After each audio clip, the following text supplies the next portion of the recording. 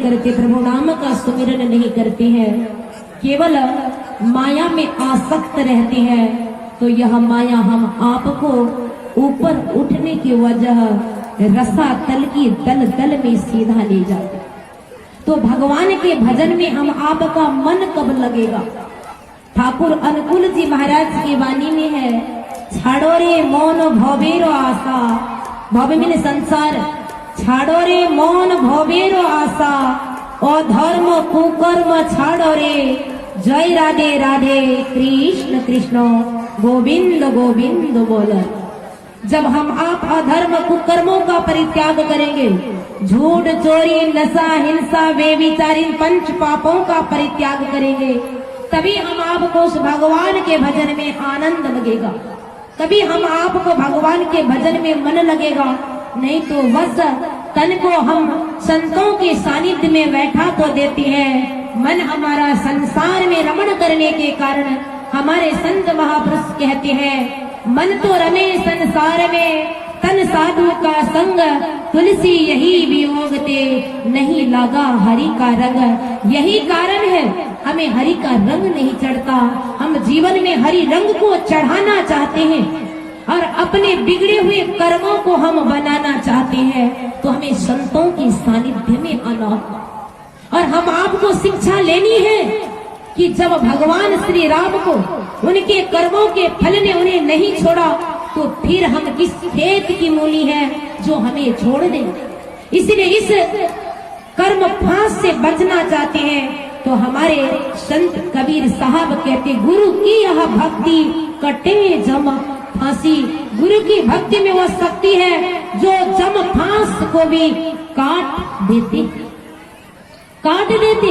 और कर्मों की बंधों से हम आप तब छूट पाएंगे जब हम अब शुभ कर्म और कार्य को करेंगे। शुभ कर्म और कार्य को करें। या भगवान श्री कृष्ण जी को उस कर्मों की बंधन से बचाने के लिए संत नहीं आए थे, दुर्वासा आए थे, पर होनी प्रबल भगवान श्री कृष्ण ने नर रूप धारण करके दिखाया कि देखो मैं भी कर्मों के अधीन हूँ और इसका सजा मैं कैसे भुगत रहा।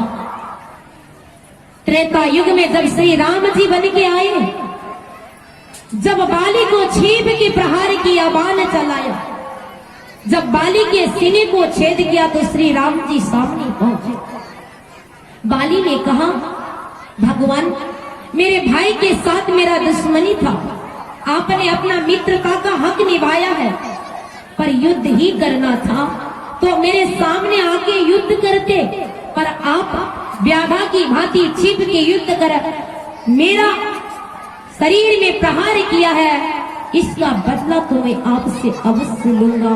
और कब? बोले इस युग में नहीं, द्वापर युग में। और वही बाली व्याधा बना और श्री राम जी भगवान कृष्ण बने। जानती है, गुरुकुल में श्राप पड़ा था दुर्वासा का, गुरु के साथ छल और मजाक किया था लड़की बना करके, तो दुर्वासा ने श्राप दिया था कि जाओ तुम लोगों ने मजाक किया है मेरे साथ, इसके पेट से जो भी निकलेगा वह यदुवंशी का नाश करेगा। और उस लड़का को जब खोला तो उसके पेट से एक कपड़ा से लोहा का टुकड़ा निकला, उसको महीन करके पीसा, धूल को उड़ाया, समुद्र किनारे तृणघास बना तलवार के तरफ, और थोड़ा सा टुकड़ा लोहा का था समुद्र में फेंक दिया और उसको एक मछली निकल गई। मछुआरा ने जाल फेंका, उस जाल के साथ वो मछली फंस गई। मछली को लाया, बेचा बाजार में, किसी ने खरीदा, उस मछली को काटा, उससे लोहा निकला, वह लोहा लोहार के पास बेचा, लोहार ने तीर बनाया और वह तीर व्याधा के हाथ में बेची। जब महाभारत की लड़ाई को समापन कर भगवान श्री कृष्ण जी विश्राम के लिए जंगल में प्रवेश किए, तो मन में हुआ थोड़ी देर विश्राम कर लूं, और दोनों पैर को लाद करके विश्राम कर रहे थे। विश्राम कर रहे थे, व्याधा के मन में हुआ हिरन गर्मी के वजह जिभ्या निकाल के हप हप कर रही है, यही मौका है, तीर चला ही देना चाहिए।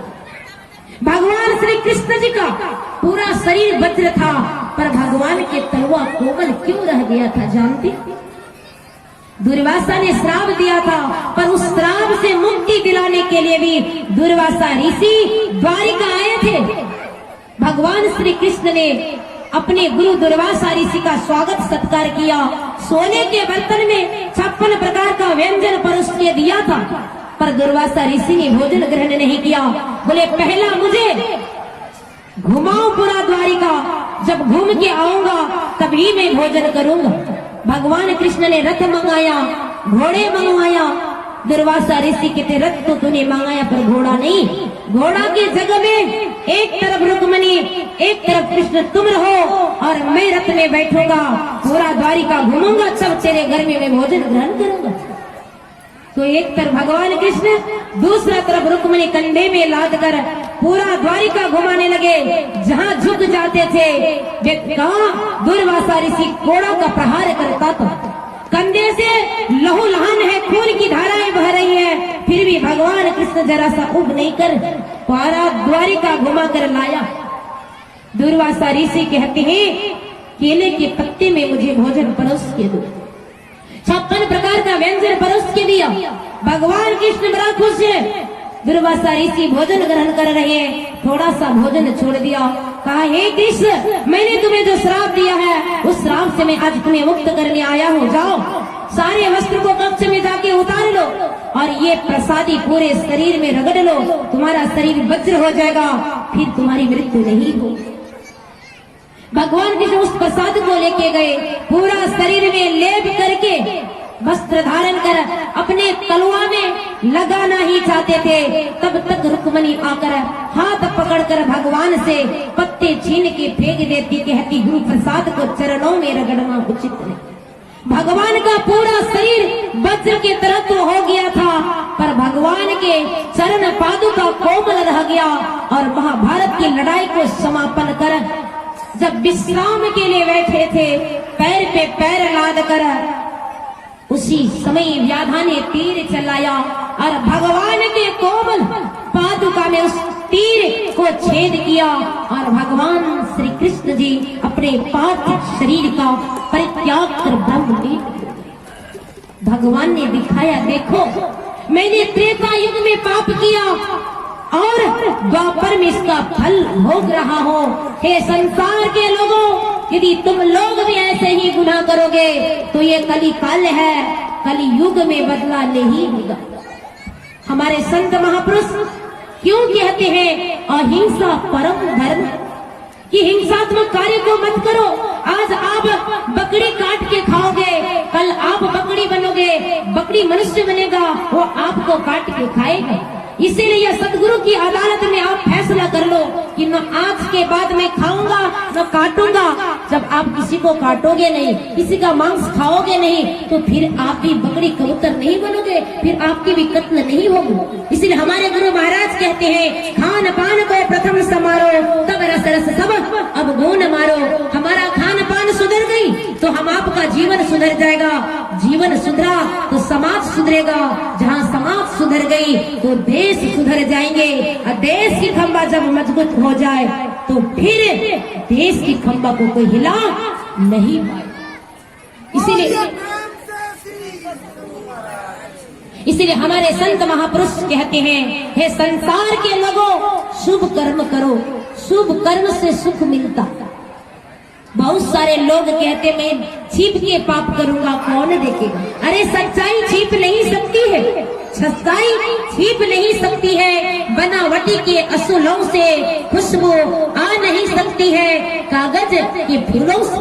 पर किसी ने इसे कटाक्ष कर दिया, सच्चाई छिप सकती है। आपस में मेल हो तो पर झगड़ा लगेगा तो पोल खुल जाएगा, है ना? सच्चाई छिप सकती है, आपस में मेल हो तो खुशबू आ सकती है, यदि सेंट वाला तेल हो तो।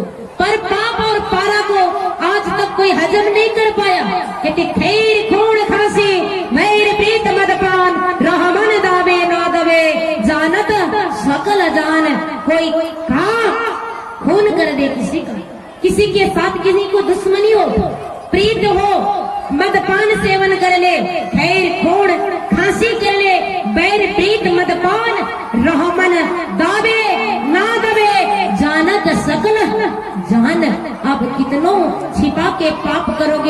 वह ऊपर में बैठा हुआ परमात्मा हमारा लेखा जोखा सारा कुछ देख रहे हैं और गोप्य रूप में चित्र भी खींच रहे हैं। इसलिए तो कहते मेरे मालिक के दरबार में सब जीवों का खाता, जितना जिसके भाग्य में होता उतना ही सुख पाता।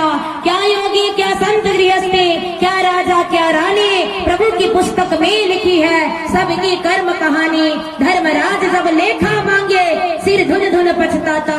मेरे मालिक के दरबार में सभी जीवों का परमात्मा वहां बैठा हुआ एक एक करके आपके कर्मों का खाता पलटाएंगे। अब जैसा कर्म करोगे भाई वैसा ही भगवान फल देंगे।